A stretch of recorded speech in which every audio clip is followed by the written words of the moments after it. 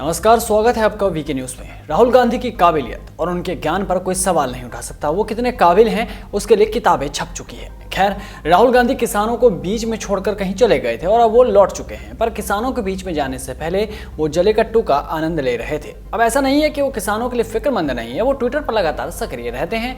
और ऐसे ही राहुल गांधी ने अरुणाचल प्रदेश के सीमावर्ती इलाके में चीन द्वारा गाँव बसाने के दावे वाली खबर को शेयर किया और प्रधानमंत्री नरेंद्र मोदी पर निशाना साधने की कोशिश की, पर यह खेल उन पर ही उल्टा पड़ता हुआ नजर आ रहा है और फिर से उनकी इज्जत का फालूदा निकल गया। जी हाँ, हरी भूमि की एक खबर शेयर करते हुए राहुल गांधी ने लिखा, उनका वादा याद है, मैं देश नहीं झुकने दूंगा। दिलचस्प बात यह है कि राहुल का यह ट्वीट ऐसे क्षेत्र को लेकर आया जिस पर चीन ने नेहरू काल से कब्जा जमाया हुआ है। अब उनकी इस ज्ञान भरी बात पर ट्विटर पर यूजर तो उनके मजे ले ही रहे हैं। इसके अलावा भाजपा के कई दिग्गज नेताओं ने भी फ्रंट पर आकर राहुल गांधी को आड़े हाथों ले लिया है। पार्टी के वरिष्ठ नेता व केंद्रीय मंत्री किरण रिजिजू ने राहुल पर पलटवार करते हुए कहा कि जिस जगह पर चीन द्वारा गांव बसा लेने की बात की जा रही है, वहां चीन ने कांग्रेस के शासनकाल में कब्जा किया था। केंद्रीय मंत्री ट्वीट पर लिखते हैं, अपने गिरेबान में झांका करो, कभी कभी किसी दूजे पर गर्द झाड़ देना आसान होता है। जिस लोकेशन का आप जिक्र कर रहे हैं उन पर चीन ने कांग्रेस के शासनकाल में कब्जा किया था।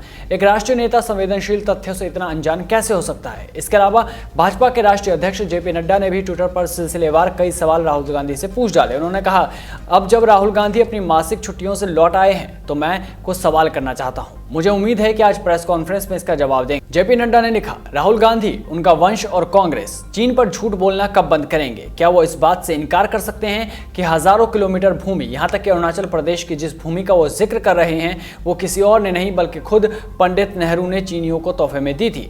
बार बार कांग्रेस चीन के आगे आत्मसमर्पण क्यों कर देती है?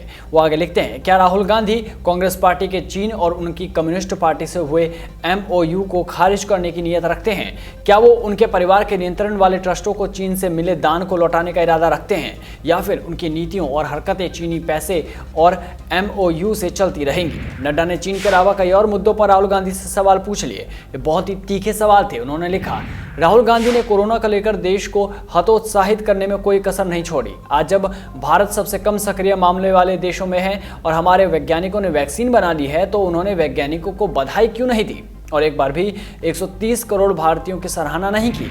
उन्होंने किसान आंदोलन में कांग्रेस द्वारा फैलाए जा रहे झूठ पर पूर्व अध्यक्ष से सवाल पूछे। उन्होंने लिखा, कांग्रेस भारत के किसानों को भड़काना और गुमराह करना कब बंद करेगी? यूपीए ने स्वामीनाथन आयोग की रिपोर्ट को सालों तक क्यों रोका और MSP क्यों नहीं बढ़ाया? कांग्रेस सरकार के राज में दशकों तक किसान गरीबी में क्यों रहे? क्या उन्हें किसानों के प्रति सहानुभूति केवल विपक्ष में रहते हुए महसूस होती है? वो पूछते हैं, राहुल गांधी झूठ फैला रहे हैं कि सभी APMC मंडियों को बंद कर दिया जाएगा, लेकिन क्या APMC एक्ट को खत्म करना कांग्रेस के घोषणा पत्र का हिस्सा नहीं था? क्या उससे मंडी बंद नहीं होती? भाजपा अध्यक्ष आगे कहते हैं कि राहुल गांधी ने तमिलनाडु में जल्लीकट्टू का आनंद लिया। जब सत्ता में थे तब उनकी पार्टी ने इस पर प्रतिबंध लगाकर तमिल संस्कृति का अपमान क्यों किया था? क्या उन्हें भारत की संस्कृति और लोकाचार पर गर्व नहीं है? अपने इन सभी प्रश्नों को दागकर नड्डा ने आखिर में कहा, उम्मीद है कि राहुल गांधी प्रेस कॉन्फ्रेंस में इन सभी सवालों के जवाब दे पाएंगे। अगर वो नहीं करते हैं तो मैं अपने मेहनती मीडिया साथियों से अपील करता हूं कि वो ये सवाल उनसे जरूर पूछे।